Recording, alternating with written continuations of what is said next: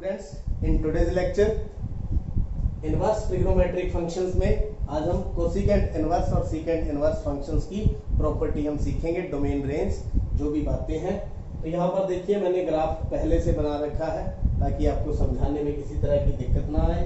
ये cosecant x का क्या है, ट्रिग्नोमेट्रिक फंक्शन का ग्राफ है। तो आप देखिए 0 पर वैल्यू कितनी होती है कोसिकेंट एक्स की, साइन 0 0 होता है, तो ये कितना होता है इन्फिनिटी, यानी कोसिकेंट जो 0 डिग्री होता है वो कितना होता है इन्फिनिटी। तो इन्फिनिटी से चलेंगे 0 पर, तो देखिए जैसे π/2 पर पहुंचेंगे तो कहां पहुंच जाएगा 1 पर, कहां पहुंच जाएगा 1 पर, और फिर इंक्रीज होना शुरू हो जाएगा जैसे ही देखेंगे। तो इसी प्रकार यहां से भी इस प्रकार, तो ये जो ग्राफ बना हुआ है ये कोसिकेंट एक्स का है।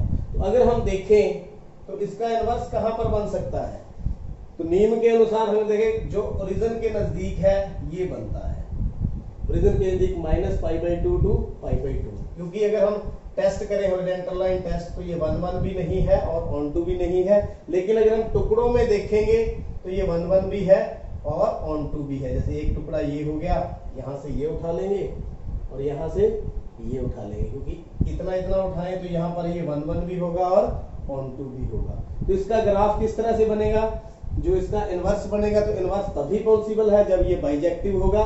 तो ये बाइजेक्टिव -π/2 से लेकर के π/2 के अंदर बाइजेक्टिव होगा, क्योंकि ये देखिए यहाँ से यहाँ तक और यहाँ से यहाँ तक। फिर इसकी डोमेन रेंज किस प्रकार से बनेगी इनवर्स फंक्शन में, उस पर बात करेंगे। तो सबसे पहले ग्राफ को आप कैसे लर्न कर सकते हैं इस पर बात करते हैं। तो आप देख सकते हैं, ये देखिए ये मैंने ग्राफ बनाया है, ये पूरा ग्राफ यहां तक ये 1 1 होगा, -π/2 से π/2 इतना ही ग्राफ बनाया है। तो आप देख सकते हैं ये मेरा ग्राफ, इसको क्या करें आप क्लॉकवाइज घुमाएं, इस तरह से घुमाने के बाद इसको टर्न कर दें। जो इसका अक्ष होगा वो किसका ग्राफ होगा, यहां से यहां तक, ये देखिए 1 से आगे आगे, इसी प्रकार -1 से पीछे पीछे, और ये आपका ग्राफ। इस तरह से आप लर्न कर सकते हो। मैं दोबारा से फिर बता दूं, ये आपका ग्राफ, इसको क्या करें क्लॉकवाइज घुमाएं, घुमाने के बाद इसको क्या कर ले टर्न कर ले। तो टर्न करने के बाद ये आपका ग्राफ बैक साइड में मैंने उसको ट्रेस किया हुआ है। इस प्रकार से आप ग्राफ को याद कर सकते हैं किस प्रकार से बना हुआ है। अब बात करते हैं प्रॉपर्टीज की। तो इसकी डोमेन रियल -1 और 1, यानी कि जो -1 और 1 को छोड़ दें बाकी सभी नंबर इसके अंदर आने वाले हैं। देखिए -1 से लेकर 1 के बीच बीच में कुछ भी नहीं है, देख सकते हैं ग्राफ नहीं है। तो इसको हम छोड़ दें तो बाकी ऑल रियल नंबर इसके ऊपर आते हैं। तो ये डोमेन है। और कोडोमेन या रेंज की बात करें तो -π/2 से π/2, ये देखिए -π/2 से π/2। तो देख सकते हैं 0 को छोड़ दें, इसको 0 को छोड़ दें क्योंकि 0 पर ये डिफाइन नहीं होता, इसलिए 0 को छोड़ दें, ये इसकी क्या होगी डोमेन। अब बारी आती है कोसिकेंट इनवर्स 1 1 भी होता है, 1 1 होता है। तो कोसिकेंट इनवर्स x1 हो और x2 हो तो उसको हम डायरेक्टली इसको कट कर सकते हैं, x1 और x2 में चेंज कर सकते हैं। और जो x1 x2 है ये किससे बिलोंग करेगा, डोमेन से। x1 x2 बिलोंग्स टू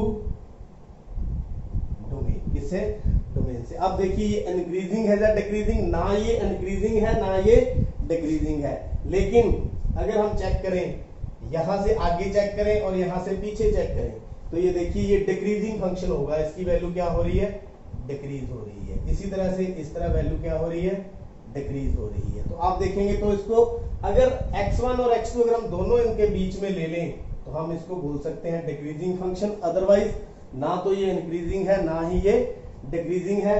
तो इनके बीच में -∞ से 1 तक, -1 तक और 1 से लेकर इन्फिनिटी तक ये क्या है डिक्रीजिंग है। मेरा कहने का भाव ये है, यहाँ पर आप कोई नंबर ले लें x1 और x2, अगर x1 है वो लेस देन x2 है तो कोसिकेंट इनवर्स x1 है तो इनइक्वालिटी चेंज हो जाएगी क्योंकि डिक्रीजिंग है यहाँ। तो कोसिकेंट इनवर्स x2 इंटरवल के अंदर ये डिक्रीजिंग है। वैसे अगर पूरे फंक्शन की बात करेंगे ना इंक्रीजिंग है ये ना डिक्रीजिंग है। और हम इसको किस तरह से, अगर कोसिकेंट इनवर्स x थीटा के बराबर है तो x की वैल्यू कोसिकेंट थीटा होगी, लेकिन वो भी कहां इसकी डोमेन और कोडोमेन में। इसका रिवर्स देखें तो कोसिकेंट थीटा बराबर x, तो theta is equal to cosecant inverse x। तो ये भी कब पॉसिबल है, जब वैल्यू -π/2 और π/2 के बीच में लाई करे और 0 इसमें इंक्लूड नहीं है, अगर कोई भी नंबर इससे बाहर आता है तो यह है पॉसिबल नहीं है। तो ये थी कोसिकेंट इनवर्स की जानकारी, उम्मीद है आपने देख लिया। तो आइए देखते हैं इनवर्स ट्रिग्नोमेट्रिक फंक्शन में secant inverse x and their properties. इनकी प्रॉपर्टी क्या है? पहले तो इसका ट्रिग्नोमेट्रिक फंक्शंस के रूप में ग्राफ देखेंगे।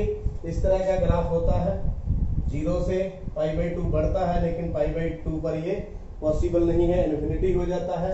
इसी तरह से फिर 0 से π तक नेगेटिव चला जाता है। इस तरह से ये सीकेंट इनवर्स का ग्राफ है। तो ये भी देखिए 1 1 और ऑन 2 होगा तो इसका इनवर्स बनेगा, वरना नहीं बनेगा।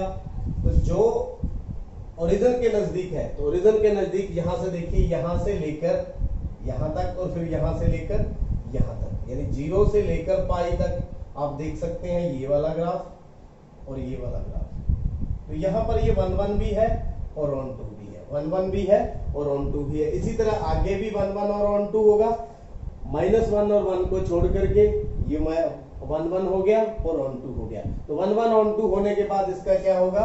इनवर्स एग्जिस्ट करेगा, बाइजेक्टिव होगा। तो किस तरह से ये ग्राफ बनेगा, इसको लर्न करने। तो ये देखिए ग्राफ में देखिए ये y, ये एक्सिस, ये ऊपर वाला और ये 0 से π/2 और π/2 से π/2 को छोड़कर। तो सबसे पहले अगर इसका इनवर्स बनाएंगे तो क्या करें? क्लॉकवाइज घुमाएं, क्लॉकवाइज घुमाने के बाद इसको रिवर्स करें, तो ये हमारा ग्राफ तैयार है। अब इसकी डोमेन क्या होगी, कोडोमेन क्या होगी और प्रॉपर्टीज क्या होगी, इसके ऊपर बात करते हैं। तो आप इस तरह से लर्न करने के बाद प्रॉपर्टी में देखिए, डोमेन इसकी रियल नंबर -1 और 1, देखिए यहां से यहां तक छोड़ दें तो बाकी सभी जगह पर ये डिफाइन होता है। तो ये इसकी डोमेन है। कोडोमेन और रेंज, क्योंकि 1 1 है, बाइजेक्टिव है, ऑन 2 है, तो दोनों एक ही होगी। 0 से π, 0 से π, ये 0 और ये π। तो ये इसकी डोमेन किसको छोड़ करके? π/2, क्योंकि π/2 पर ये क्या है? डिफाइन नहीं है। आप देख सकते हैं π/2 पर ये डिफाइन नहीं है, तो इसको छोड़ देंगे। तो डोमेन इसकी r -1 और 1 और रेंज 0 to π, π/2 को छोड़कर। अब इसकी प्रॉपर्टी सीकेंट जो इनवर्स x है, ये भी कॉस की तरह हमेशा पॉजिटिव रहता है फॉर ऑल x। तो देखिए अब ये इंक्रीजिंग है या डिक्रीजिंग? ना तो ये इंक्रीजिंग है और ना ही यह डिक्रीजिंग है। अगर इंटरवल में लेके जाएं तो हम कह सकते हैं, वरना ये ना तो इंक्रीजिंग है ना डिक्रीजिंग है। तो सीकेंट इनवर्स x 1 1 है। अगर इस तरह की पोजीशन आती है x1 और x2, तो हम सीकेंट को दोनों तरफ से आराम से हटा सकते हैं।